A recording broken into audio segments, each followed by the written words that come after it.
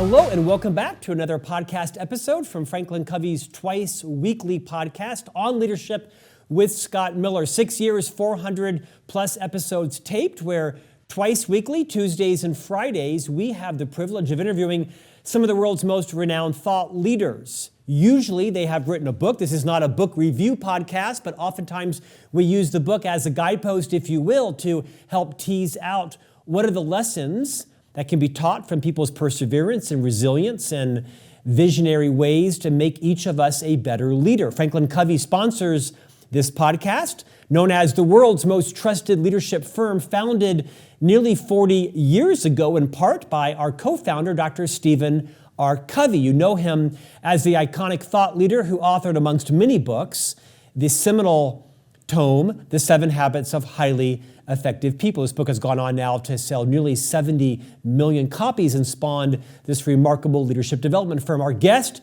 today is Tom Turcich. He wrote a book called The World Walk, 7 years, 28,000 miles, 6 continents, a grand meditation one step at a time. Why is the world's largest leadership podcast interviewing someone who walked around the world? In fact, the 10th person to walk around the world with his dog, who was the first person to do that. I can assure you, in times of political strife and family turmoil, entering the holidays, you're going to want to draw upon some of the lessons of patience and resilience and perseverance that Tom can no doubt teach us. Tom Turcich, welcome to On Leadership. Thanks so much for having me, Scott. Okay, let's rewind, because it's not every day we meet someone who has walked literally around the world. Took you 7 years, 28,000 miles. I've got you got a couple of blisters and bunions to prove that. Your book is called The World Walk. In fact, it was an idea you had, if I'm not mistaken, in high school, and you had kind of a confluence of events happen. We had the loss of a tragic friend. You had some conversation with your mom, kind of a searching of where you wanted to be. Talk about, by rewinding a couple of decades, how all this came together and what you thought it would be like, and then we'll discuss what it really was like. Sure, yeah. So like you said, I had a friend pass away when I was 17, Anne-Marie. We were very close. And I had thought about death intellectually before, but it wasn't until Anne-Marie passed that I really understood it and that I felt it. And that it occurred to me that if someone as kind and generous as Anne-Marie could die, then so could I. So could my other friends. So could my family. And it obviously hit me at a very formative time. I was 17, primed for answers on how to live. And her death really just forced me to reflect on, what do I want out of this limited amount of time that I have here? And so for about 6 months, I thought about, what do I value? What do I want with these, 80 years, 50 years, 30 years, whatever it may be here. And when I really reflected on the things that I valued, I wanted to travel. I wanted to be forced into adventure because I was timid and introverted at the time, and I wanted to grow out of that. And then I wanted to understand the world.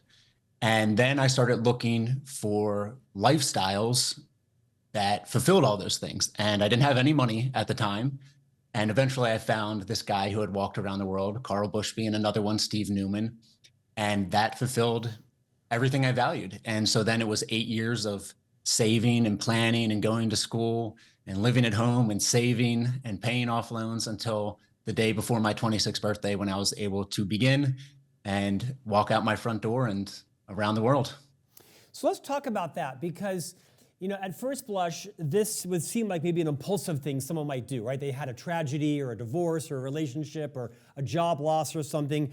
But the opposite is the fact, because you actually had a protracted period of contemplation and vision and planning, which I actually think is a skill that all of us could probably adopt more, right? We live sort of in an instant gratification world. We want everything now. We're kind of raised that way, many of us. But the opposite is true. You actually summoned an unnatural level of vision and patience and preparation. What was it like to set a goal for yourself, kind of announce it, and then carry through with that? That speaks to your personality, but this is a leadership competency which really is to not expect immediate results immediately. Yeah, this is one of the primary things I talk about when I do motivational speaking, is that resilience is really based in this value-based goal setting. And that bore out from the very beginning, where I had those 8 years between when I first had the dream of walking around the world and when I took my first step. And the only way I was able to persevere through all that uncertainty and through living at home and paying off loans and all these minor challenges was by having a really clear vision that was based in these things that I believed in. And like you said, it's very easy today to expect to get things right away and to also not spend a lot of time in self-reflection and really discerning and parsing the things that matter to you. But when you do that, when you give yourself time to determine the things that are of value to you, then you're able to set a course and stick to the course. And if you have a clear vision attached to that course, then these little obstacles, or these obstacles that may seem very large if you're just going through your day-to-day life, they suddenly become very small because you know the thing that you're working towards. And so when I actually started walking, and years in, I got very sick from this bacterial infection, and eventually I recovered from it. And I was walking Europe, and it should have been very peaceful, easy walking these bike paths and calm countrysides. Instead, it was maybe the worst time of my life, because I was recovering from all this kind of psychological pain from being in physical agony for months.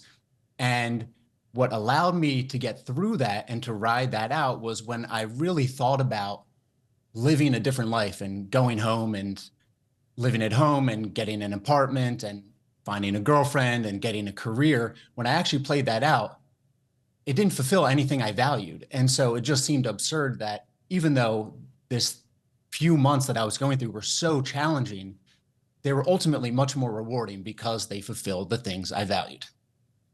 Tom, I don't want this to get lost on our listeners and viewers, because a friend of mine and a podcast guest is named Dory Clark. She wrote a series of books, including her most recent book was Thinking Long Term, the discipline of thinking long term in a short-term world. I don't know anybody, maybe someone wanting to run for president or something that's able to think and plan 6 years to bring a vision to life.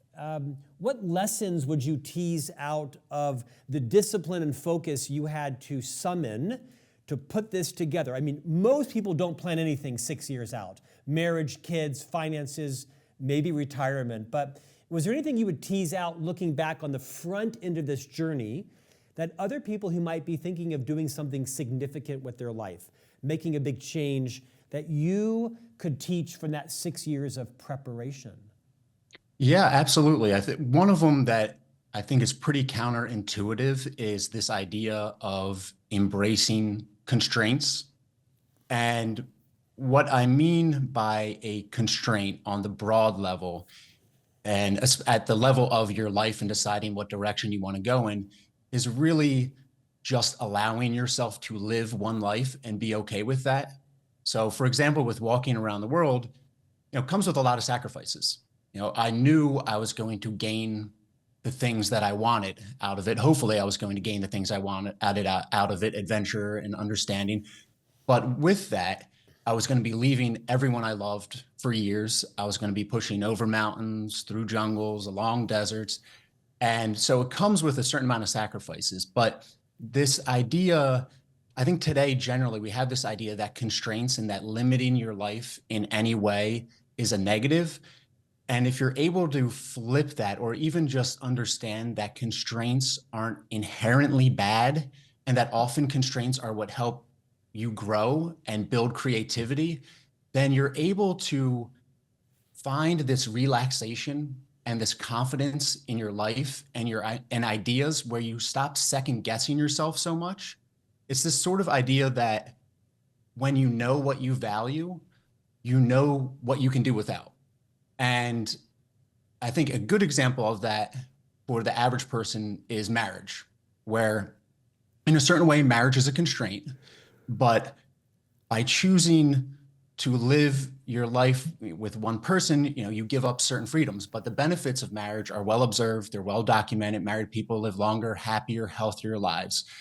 And if you're able to understand that, you're able to accept the limitations a little more and embrace the subtle growth that you experience. Tom, how does someone plan a walk around the world? Like, is there a natural path? Are there certain countries that are more friendly? We'll talk about some of the harrowing experiences, but what constitutes officially a walk around the world? How long does it take? You took 7 years. Kind of walk us through the insane logistics and planning, or does it just unfold kind of surreptitiously? Educate us on this. Yeah, you can only do so much planning before a lot of it is you just have to begin, like most things with life. But the way I planned it ultimately was that I knew I wanted to hit every continent, and then I was looking at how do I do that with as little visa trouble as possible. And so that's how I decided my larger route was, okay, I'm going to hit every continent and then kind of get bumped to wherever visas are easiest to get. And so that was a larger scale. And then the day-to-day stuff was really kind of just an on-the-job learning experience. And in the beginning, it was difficult even to find a place to camp each night. I didn't know how much food to eat each day to feel strong the next day. I was cramping, I was getting blisters. But then as the years went on, I got really good at knowing what roads to walk and how to hide away for 8 hours a night. So it was kind of a mix. You could plan broadly the visa route and the larger route, but once you get into a country, it's different day to day, and that just takes practice. And then as far as what constitutes walking around the world, the Guinness Book of World Records has it. You walk coast to coast on 4 continents, and you cover the circumference of the earth. And I surpassed both those by a good amount. How many countries in total? It was 38 countries in total for me, and then 36 with my dog, Savannah, who I adopted in Texas. Amazing. Okay, I just want to ask you some sort of strange serendipitous questions. So 36 countries, 38 with your dog in total. If you had to be exiled, you are American, you currently reside in Kentucky as part of an obligation you have with a relationship. If you had to be exiled from the U.S. and live the rest of your life somewhere, and it was one of the countries you trekked, which one would it be and why? That's a tough question. There's a lot of places. I have family in Croatia. I would love to move to Croatia. It's a beautiful country. But I think I always go back to Denmark a little bit. I had a friend in Denmark, and I spent a week there in Copenhagen with her. And it was really pleasant to just ride my bike around the city and go from cafe to playground with her kid to a bar at night. And it was just kind of like this adult playground where you're interacting serendipitously with all these different people and just kind of enjoying life. So yeah, I think Copenhagen, Denmark, something like that was probably where, if I got exiled, it'd be a nice place to end up. Although I'm American and so are you, and we have a global audience for this podcast, is there a country, a culture, a group of people that you think Western civilization, if you will, Americans, could learn the most from? Like our quality of life could improve if we just could learn more about this culture. Is there a country you say, oh my gosh, yes, these people know what they're doing? Yeah, another one with a lot of answers. What comes to mind for me is Turkey, though. I think as Americans, we have a little bit of a bias towards Turkey because you see the star and crescent on the flag and you think Islam, maybe radical Islam. But Turkey was probably the friendliest country that I passed through, and there was never a night there that I fell asleep worried for my safety.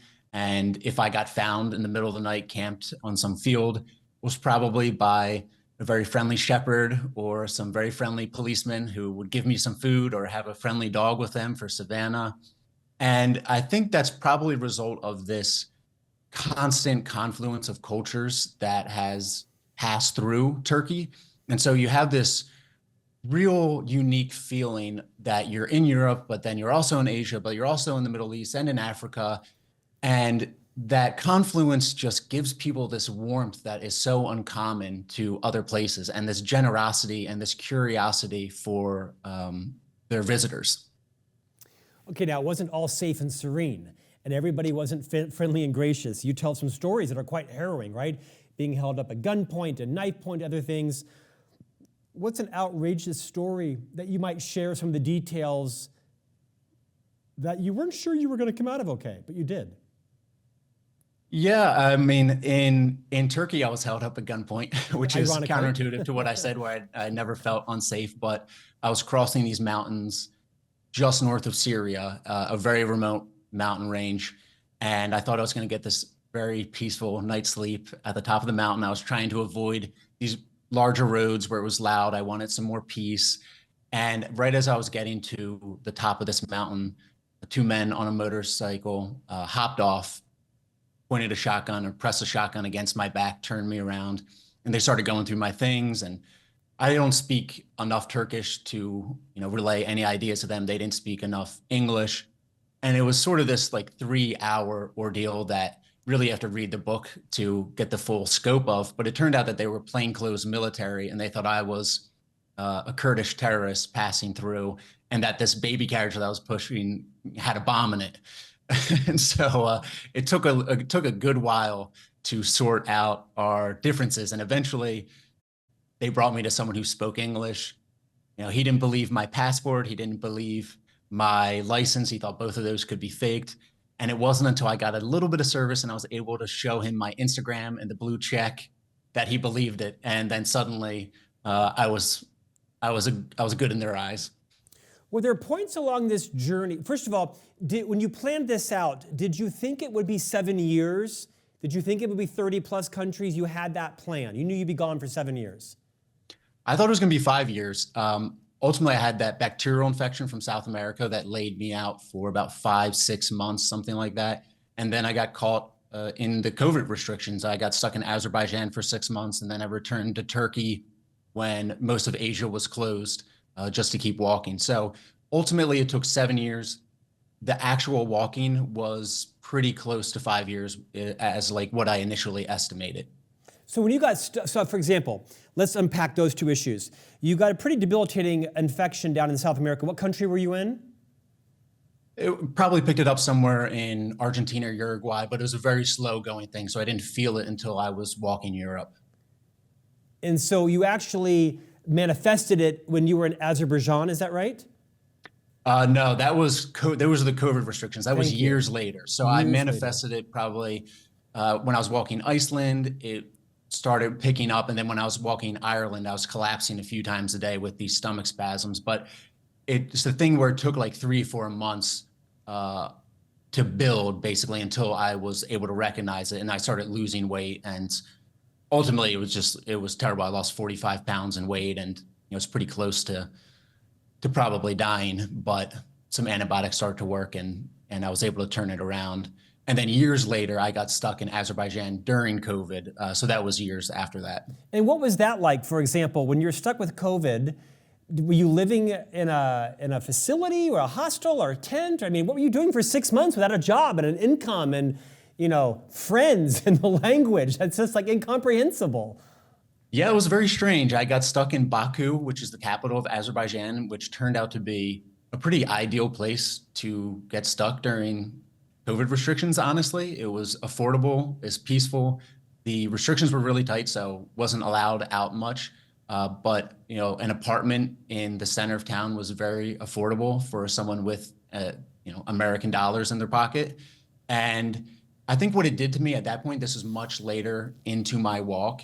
And at this point, say 5 years in, I had sort of resolved from walking any sort of internal angst that I had. You just spend so much time with yourself, reflecting on your influences, your parents influenced you, how society influenced you, the choices you made, the wrong choices you made, why you made them. I had resolved all of that. And then I had already proven to myself that I was going to walk around the world. I had been walking long enough that I knew I was going to complete this thing. But when I stopped in one place for that long, that was the longest, at that point, it was the longest point I had stopped during the walk. And the end of the walk was maybe 2 years out. And so I was really starting to envision what life was going to be like when it was finally all over. And being forced to stop in Azerbaijan was like this little sample of stopping and living this sedentary life or this calmer life where I'm not always the stranger. And in the moment, it was really nice, but it also kind of poisoned me in a certain way because it had me looking ahead more than I probably should have. And when I started walking again, it was really painful to live with these thoughts where I was just constantly envisioning, what is my house going to look like when the walk is over? Who am I going to be living with? What career am I going to be having? And it sort of ruined the moment for me, those few months of lockdown and that sedentary lifestyle. Tom, you have earned a gift that no one I've ever met in my life has earned. And that is, you constantly speak in terms of a time duration that none of us do. You've used the term years like we use days or minutes, right? There's, 2 more days left of this vacation, or it's gonna be 3 more days left of this Appalachian hike. I mean, you planned this for 6 years. You thought it would take 5 years. It took 7 years. You were stuck for 5 months. What has that taught you about like humanity and patience and getting to know yourself? I imagine you think you talk in terms of years. No one talks like that. Yeah, it did a lot for me. One of the great things about walking was that I was able to have these really visceral measures of life that are not generally common in daily life. In daily life, we kind of cover everything up with dopamine distractions, whether it's, opening Instagram, watching a YouTube video, trying to get a little bit ahead in work, and then, shutting it all down at the end of the day. And when I was walking, I have so much time with myself. And like you said, the scale of things is so long. When I was walking Peru, I'm walking Peru for like 5 months. It's a long time to spend in the desert. And I'm also I was afforded the space to really parse my emotions and my expectations and to just see that things take time to unfold and to really listen to kind of the rhythms of myself. Every month probably I would have these 3 days where I would just be pissed at everything. I could be walking, beautiful bike path in Europe or a serene walk along the Mediterranean, and I would just hate everything. Someone would come up and say hi to me, offer me some food. I was like, I want nothing to do with you. I'm just in a bad mood. And that happened like every month. But then in the same token, every month I would also probably have 4 or 5 days where I was on cloud 9 and nothing could go wrong. And it didn't matter if I had some terrible encounters. I was like, oh, humanity's good and people are kind. Life will move on. And so I was kind of afforded by walking this measure that is generally, I think, covered up. And I was able to listen to myself and see humanity on this different scale. And it also allowed me to realize just things take time. There was this, when I was young and when I was just starting the walk, I had this burning desire to prove myself and to make sure I walked as much as possible every day. And it took a long time to learn that you can only walk so much in one day. And eventually that was really worn into me. And I realized, okay, I could walk 24 miles, which is about 8 hours. I could walk 24 miles each day on end without these kind of ill effects on my body, without my body breaking down. And so there was days where I would walk the 24 miles and it really felt like I could keep going. I could do 27, I could do 30, but I had to learn that over the long run, that is actually slowing me down. And so it helped me in a certain way learn patience and to just take each day as it is, do what I can each day, and then set the day aside and then try again the next day. Dr. Covey, our co-founder, said many wise things, and one of them was, with people, but in life, fast is slow and slow is fast. What a great principle. I'm still fixated on the logistics of this walk. Like, what did you bring with you? Did you have credit cards and passports and phone and cash and water and food and granola bars and socks and underwear? And how did you shower and what did you eat? And if you were in the desert for days, how much water did you know you needed to have? Just like unpack that to the extent you can satiate my reptilian brain, which is kind of on fire right now. Yeah, I mean, most of it was just like camping gear, essentially, but I pushed it all in a baby carriage. And I did that because I knew I would be walking these stretches Okay, of, stop. A baby carriage. Like, how many of these baby carriages did you go through in 7 years? I went through 3 of them. I actually went through 4 carts, but 3 of the Thule baby carriages. And your dog was walking alongside of you for the vast majority of this. Correct. Yep. And did people think, how did you pick a baby carriage of all things? That's so fascinating. Well, I saw these photos of the world walkers before me, and they all had a cart.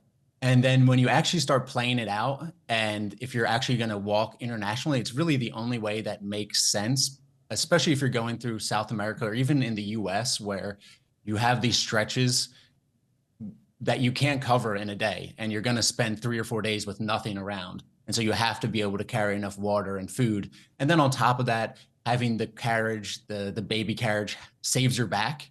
And if I thought this was going to be 5 years, I'm pretty tall. I did not want my back to be destroyed with a 70-pound backpack on it all the time. So it was sort of like a preventative measure to ensure that I made it through without any serious problems. But yeah, I often had the thought. I remember like very specifically passing through this remote village in Peru, and I have my dog Savannah on leash, and I'm pushing this baby carriage, and I'm tall and gangly, and I'm covered in sunscreen, and I look over to my left, and this is like in the middle of nowhere kind of thing, and there's a few houses, and there's this little market by the street, and there's about 10 people standing outside of this market, and I just come out of the desert with this baby carriage with Savannah on leash, and like a mirage just kind of walk by. It's like, it must have been the strangest thing for these people. Tell me, Tom, what did you learn about yourself? A lot of things. I think ultimately I learned that I am the product of everything around me, and that I am much smaller than I realized.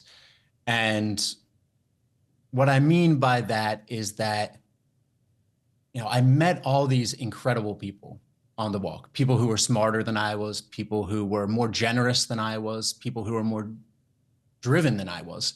And yet I was the one passing through their country as the tourist with American currency, with an American passport.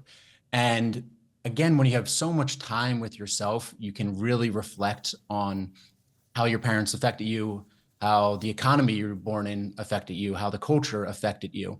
And you see this over and over and over again in other people where, oh, you realize these are just a product of wherever they are. And in a lot of ways, this has been really liberating. It allows me, again, to just live by my values and accept the one life that I have to live. And then also it allows me to embrace my humanity in a way and my flaws, and know I'm never going to be perfect, and I can only do so much in one day. And that's okay, because everyone else is just human too, and everyone's just doing their best, and you have limitations that should be accepted. If there was one lesson that you learned that you wished everyone else in the world could learn as a result of your 7 years doing this, what's like the one big insight that, without being arrogant or conceited, but just to say, hey, here's something I learned that if everybody could be a little more accessible to or aware of, we'd all be better?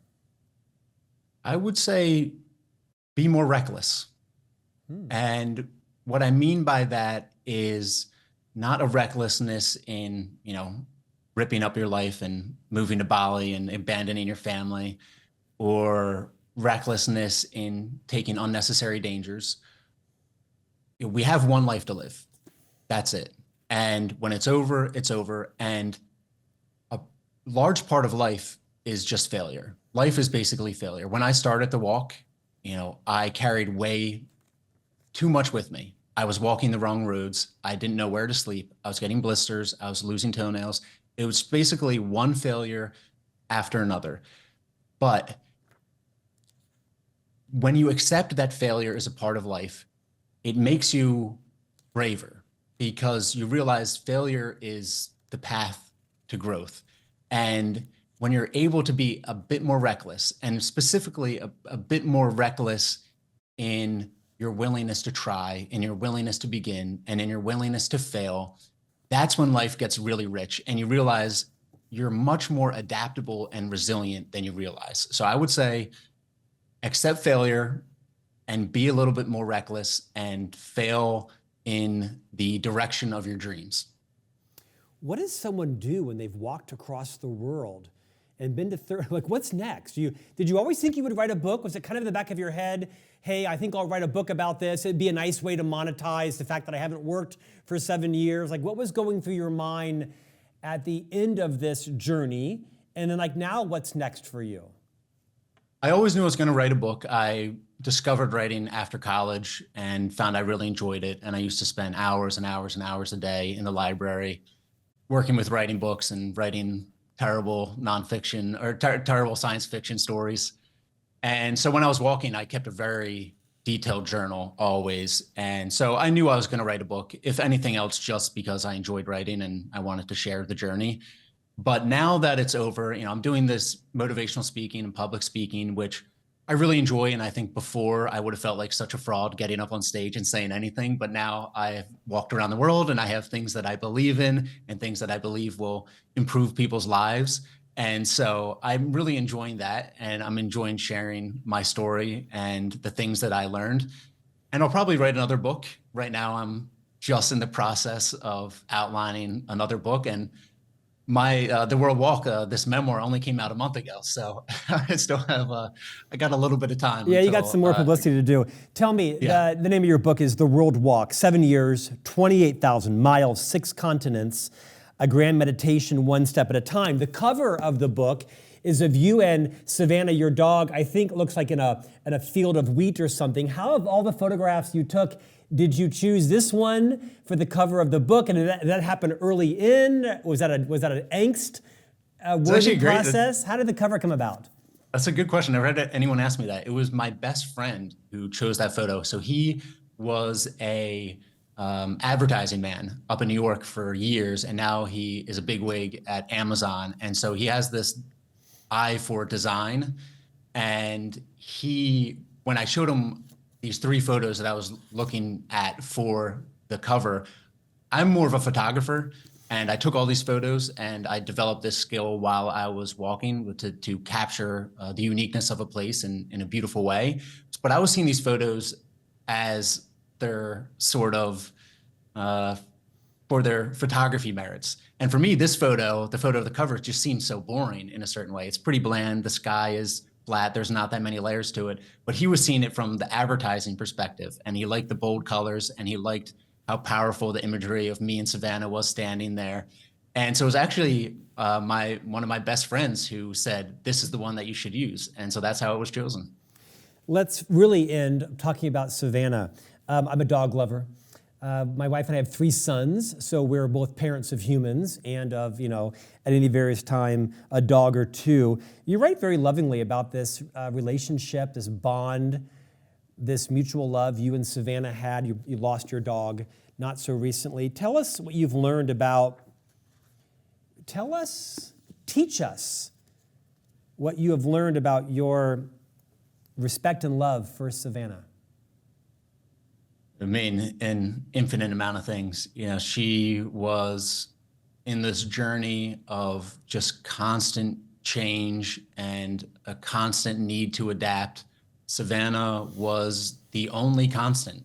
We were always somewhere new. We were always in a new place each night. We were interacting with strangers every day. And through it all, Savannah, that was the one beside me. And I think what she really taught me more than anything else was just to go about life with this certain pride in a certain way, in this certain assurance. I had this thought all the time when I was walking that I would look down at her and think, I'm sure she has stomach aches. I'm sure she has muscle pains. I'm sure there are days she wants nothing more than to just lay in bed.